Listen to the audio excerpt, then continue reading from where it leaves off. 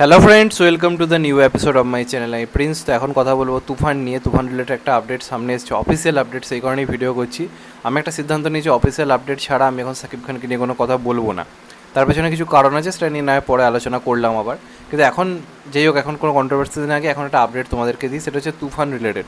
তো তুফানের টিজার তো বিরাটভাবে দর্শকের মনে দাগ কেটেছে, বাংলাদেশে শুধু নয়, এবার বাংলা দর্শকের মনে বিশেষভাবে দাগ কেটেছে।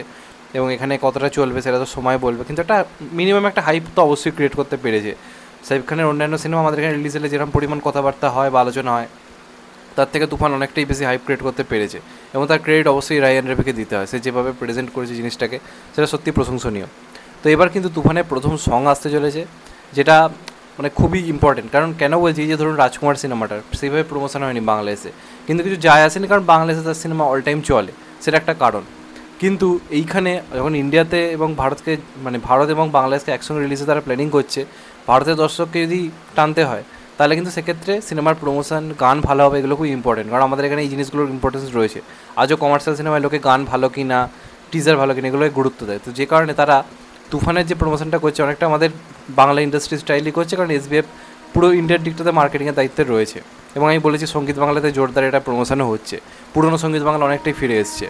তো আমরা তাকে বলে রাখি, এই সিনেমার কিন্তু প্রথম গান আসতে চলেছে, রিলিজ ডেট এখন অফিসিয়ালভাবে জানানো হয়নি, তবে আসছে খুব শীঘ্রই। এবং আমরা যদি সঙ্গীত বাংলা এখন খুলে নাও, দেখবেন যখন সঙ্গীত বাংলা কোনো গান টান হচ্ছে, পাশে লেখা আসছে এবং সেখানে সাকিব খান এবং মিমি চক্রবর্তীর ছবি দেওয়া এবং লেখা যে প্রথম গান খুব শীঘ্রই আসছে। এটা আমি 2-3 দিন ধরে অলরেডি দেখছিলাম। তো আজকে মহেন্দ্র সোনিজি সকালে একটা পোস্ট করেছে এবং সেখানে তিনি একটা সেটের আর কি ছবি দিয়েছেন এবং সেখানে লেখা হচ্ছে র্যাপ, মানে সেটার আর কি শ্যুটটা কমপ্লিট হয়েছে। তো সেটা কিন্তু একটা গানের শ্যুট এবং সেই গানটার পেছনে প্রচুর টাকা ঢালা হয়েছে এবং এটা প্রপার একটা মাস সং হতে চলেছে, একেবারে মাসি টাইটেল ট্র্যাক, মানে টাইটেল ট্র্যাক নয় সরি, একটা মাসি সং হতে চলেছে। অনেকের বক্তব্য হতে পারে তুফান টাইটেল ট্র্যাক কিনা, যতদূর মনে হয় তুফান টাইটেল ট্র্যাক এটা নয়, তুফান টাইটেল ট্র্যাকটা পরে আসবে, যেটা টিজারে ছিল সেটা আই থিঙ্ক এক্ষুনি আসবে না, ওটা পরে আসবে। তার আগে কিন্তু একটা প্রপারলি সাকিব খান এবং মিমি চক্রবর্তীর একসঙ্গে মিলিয়ে একটা কিন্তু প্রপার একটা মাসি ডান্স, মানে ড্যান্স সং আসতে চলেছে। যেমন আমরা এর আগেও সাকিব খান অনেক গান শুনেছি, যেমন ধরুন 16 আনা বলে একটা গান ছিল, সাকিব খান এবং শুভশ্রীর একসঙ্গে একটা গান ছিল 16 আনা বলে, নবাব বলে সিনেমাটাই ছিল, তখন বেশ ভালো লাগতো এবং দুই বাংলাতেই গানগুলো চলেছিল।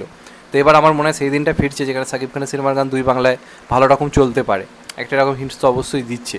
তো এই গানটা খুব শীঘ্রই মানে আসবে, রিলিজ ডেট জানানো হয়নি। তো গানটার নাম কি? গানটার নাম সম্ভবত হতে চলেছে উড়ু ধুরু লাগে। হ্যাঁ, তোমরা ঠিক শুনছো, গানটার নাম সম্ভবত হতে চলেছে উড়ু ধুরু লাগে।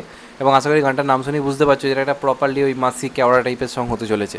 এই গানগুলো ওয়ার্ক করা দরকার রয়েছে, অনেকদিন বাংলাতে এই ধরনের গান হচ্ছে না আমাদের ইন্ডাস্ট্রিতেও। সেখানে দাঁড়িয়ে যদি আজকে এই সিনেমাটা রাখা হয় এরকম ধরনের একটা গানটা যদি হিট করে যায়, সিনেমাটার হাইপ কিন্তু আরও অনেকটা বাড়বে।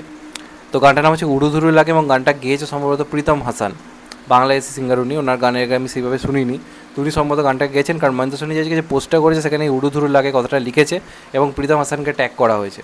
তো সম্ভবত প্রথম গানের নাম হচ্ছে উড়ু ধুরু লাগে এবং এই গানে আমরা সাকিব খান এবং মিমি চক্রবর্তীকে একটা প্রপার মাস সঙ্গে দেখতে পাবো। এবার দেখা যাক গানটা কবে আসে, এমনই আপডেট পাওয়া যাচ্ছে। তো এটাই ছিল আজকের আপডেট। চ্যানেলটা নতুন হলে চ্যানেলটা সাবস্ক্রাইব করে দিও and get the bell icon. ভালো থেকো সবাই, টেক কেয়ার, নমস্কার, আবার দেখা হবে। এখন তো ভাই সবাই ভালো থেকো, সুস্থ থেকো, নমস্কার, টেক কেয়ার, আবার দেখা হবে।